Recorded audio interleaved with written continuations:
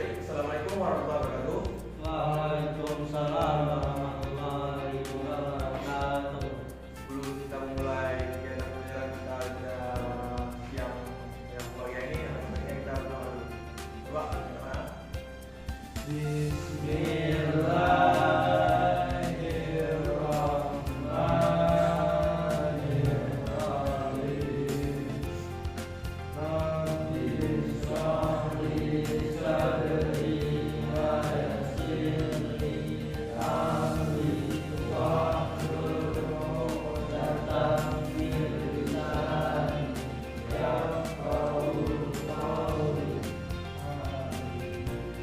Baik, sebelum kita mulai pelajaran ini, saya ingin mengucapkan dulu dan mohon untuk ini dan menjadi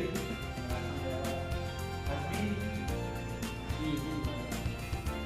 Bunda Bina Muhaji Emrian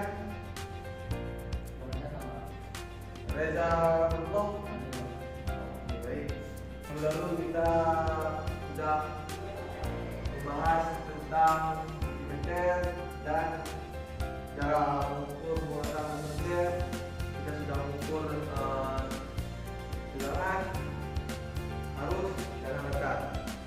Jadi di minggu kemudian ini kita akan masuk kepada tegangan listrik, DC, dan AC.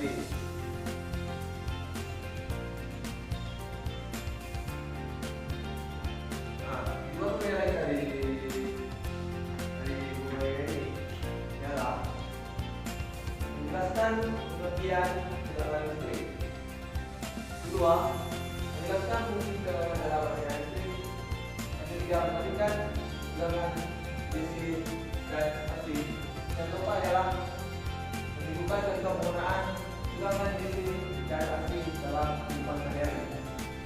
Kita akan masuk ke dalam pengertian tegangan listrik. Tegangan listrik adalah ukuran perbedaan energi potensial elektronik persatuan antara dua titik dalam medan listrik. Dalam fisika kuantitatif, usaha ini mendefinisikan kerja mekanis yang harus dilakukan untuk memindahkan muatan dari satu lokasi ke lokasi lainnya. Maksud dari memindahkan satu lokasi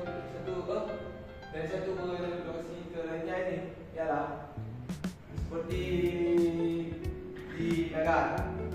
Negara dia disuplai ke kita ke daerah tentunya semua daerah lah. Pasti semua daerah sekarang perlu adanya tegangan mengalir dengan gampang dengan mudah suatu aliran tersebut. Di samping aliran semua ini ada istilah tegangan itu adalah setara dengan perbedaan tekanan air antara dua ujung pipa. Kalau untuk arus listrik setara dengan volume debit air yang mengalir. Jadi dia setara dengan volume debit air yang mengalir dari atas bukit ataupun yang berada di penampungan air. Dan membaca itu setara dengan diameter pipa ataupun penyumpat yang memperlambat aliran pipa. Yang keempat itu adalah tanpa perbedaan tekanan air ataupun arus tidak akan pernah mengalir. Kita membahasnya terlebih dahulu. Karena dia stabil, dia memang betul stabil karena tidak ada perubahan dari semuanya. Yang kedua itu cocok untuk perangkat elektronik. Seperti yang kita bilang tadi, di laptop kita pakai DC, cocok dia untuk elektronik. HP yang kita pegang sekarang kita menggunakan DC. Aman untuk komponen digital. Kekurangannya sulit ditransmisikan jarak jauh. Jadi mungkin di sini kita bawa dari Nagan ke Banda Aceh Soalnya dia ini harusnya stabil dan kemudian besarnya kecil juga kan. Untuk kita alirkan membutuhkan konverter untuk beberapa aplikasi. Nah, jadi kalau misalnya kita pakai charger HP, charger HP itu dari DC dia kita cas dulu, itu supaya masuk ke AC.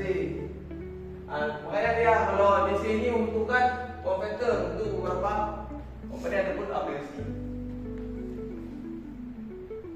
Kita masuk ke AC, alternatif mode. Adalah tegangan yang arah alirannya berubah secara berkala.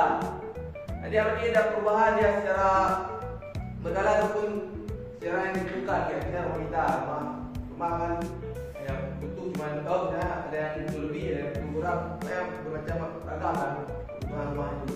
Kan ataupun kekurangannya. Mudah ditransmisikan jarak jauh. Jadi dia gampang lah kira-kira mana aja.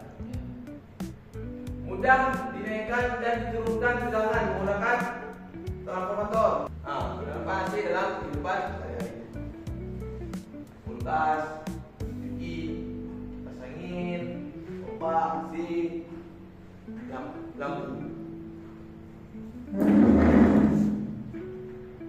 Jadi gimana, ada yang paham ataupun kurang dimengerti, ataupun ada hal-hal yang ingin ditanyakan? Dia nggak ada pasti di dia. Karena dia sudah dari dia menyimpan pada suatu materi. Jadi juga untuk tajam. Juga dia dan dulu supaya ada tegangan di dalamnya.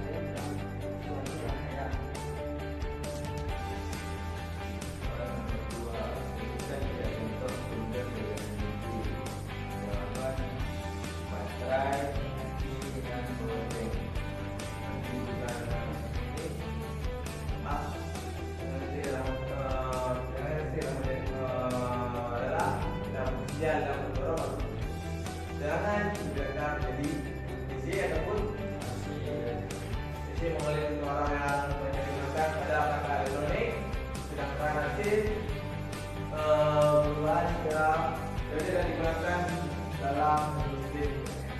Kemudian yang terakhir yaitu tentang pemahaman DC yang penting dalam bidang pendidikan dan elektronik. Baik, kalian sudah paham semua dan mengerti tentang materi hari ini. Saya berharap cukup untuk semua tadi siang hari ini. Coba dulu Imam berdoa.